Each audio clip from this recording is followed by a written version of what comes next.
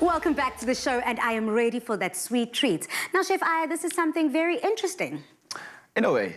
In a way, but I mean, it's very easy. For me, it's very easy. For you, it's very interesting. But I mean, we can get it right. It's very simple. Trust me, today we're just doing beautiful recipes that are very easy for anyone to do. And especially this one for your kids, for your nephews, for your granddaughters or grandkids. Yeah, I got a whole lot of godchildren, goddaughters, godsons. So I'm definitely going to be whipping this up. And this goes out to you, little ones. Who believes in fairies? Well, we do. And we will let you in on even more of a secret. We even believe in giants too. And that's exactly why Chef Aya is baking up giant fairy cake today. It'll make the fairies happy and certainly you too. It's easy, Mom can make it and the kids can help decorate it. We spoke everything mystical. We spoke about fairies, we spoke about giants. Show us how. So already I've got my sugar here, my custard sugar, and I've got my butter creamed already. So you use soft butter, you don't warm it in the microwave, please. So it's best to leave it overnight outside so that it becomes soft. And then you just mix it with, so this is like a cup of sugar, custard sugar, and 500 grams of butter. And then I'm putting my egg here, you know, 1 egg at a time, not 2, because it's gonna wobble up and it's gonna, you know, get out of control. So also I've got vanilla essence, I've got some self-raising flour here, but if you don't have self-raising flour at home, you can always make your own. So it's 1 cup of normal flour and 1 teaspoon of baking powder. That's self-raising flour. I love that. So it's very easy. You see, we give them so many ingredients, so many recipes, but also at the same time, we're giving them the insights. What I love about Clover Bliss is that there's no whipping necessary, no cooking, and no baking. It's basically no fuss. Just ready to eat indulgence. You can use it as an ingredient, or you can just enjoy it on its own as a snack. As I dive into this gorgeous cake, guys. While you do that, I'll let you know what I'm doing here. Because clearly no one loves me enough to ask me what I'm doing. Everyone talks for themselves. Look, we focus on the base first.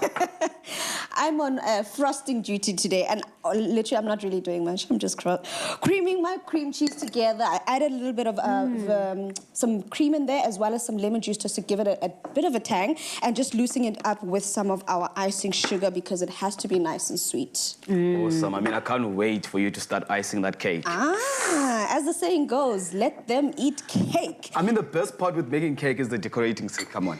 Decorating the cake is the best part for me. I mean, you get to play around and be a kid again. Yeah, Very and this does go out to all the kids. I mean, we want to invoke all of those memories growing up. Whether you believed in fairies, believe in giants, or you still do, don't worry about it, because that's what we're here for today. We're able to take something as simple as cake and leveling it up a step or two. So what, Dumi? Yeah. When it comes to leveling it up, today we're using quite a different type of icing. As you spoke about, we're using a cream cheese topping. Yeah, so we're using cream cheese that would normally be enjoyed on bagels, things like that. You know, it's considered a savory ingredient. However, a lot of cakes are iced with cream cheese frosting. So it's a basic ratio of the cream cheese to icing sugar, depending on how runny you want it or how thick you want it. It's completely up to you. But another thing that is very important when making the frosting is when people start frosting their cake, you find that crumb comes away from the actual cake itself, and you end up having a crummy layer there. So it's important to have some extra on the side, so that when you do start crumbing it, then you don't have to worry about those crumbs going all over your cake. So have 1 extra layer. Or when you do start icing. When you start icing, my apologies, yes. So I'm going to do that. That's the first layer. Mara Chef, while I'm still doing the layering here, do you want to just tell us how far you've come with that and what else? So I'm just waiting for Pali to help me to just pass me the baking tin, and I mean, you have to do something apart from pouring the chocolate. So I'm just gonna put this, so you have to line, you crisp-proof your paper, so you have butter, and then you just scrub on your baking tin, and then you have your crisp-proof paper on top so that it sticks. And that way you don't have to just keep on holding it down. Yeah. So I'm putting this, the oven has to be already on 180 before you even start cracking the egg into your bowl. So that by the time you're done with your mix in the oven, and it's gonna cook for exactly that 25 minutes you've already set. Dumi, on your side, it seems as if that layer is nicely on the top of that cake. That's gonna add just the extra moistness that we need. Correct. And now that that's done, I'm going to give that Salt Bae a run for his money and start with my sprinkles. Look at you. Look at me going in there, dropping in the flavors. This is where the fairy dust comes in. This is where the little kids go crazy. This is my favorite part. Yeah.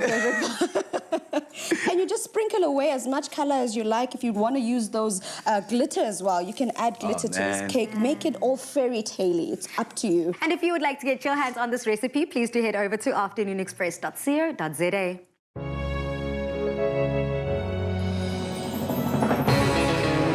With the creamy decadence of double cream bliss from Clover, yogurt has never been so irresistible. Made with love by Clover.